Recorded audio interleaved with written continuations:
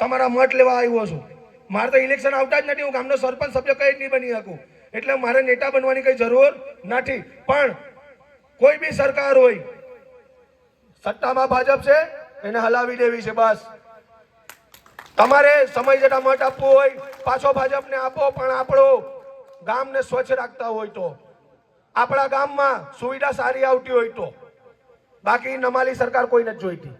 એટલે મને એવું લાગ્યું નીતિનભાઈ બોલ્યા એ હિસાબે, કેમ કે નીતિનભાઈને એ ખ્યાલ છે કે હું આમ આદમી પાર્ટીનો ચાહક છું. તો આમ આદમી પાર્ટી એવા કામ કરેલા છે દિલ્હીમાં, અત્યારે પંજાબમાં પણ સ્કૂલી શિક્ષાથી લઈને હરેક વસ્તુ પર કામ ચાલે છે ને મજબૂત કામ.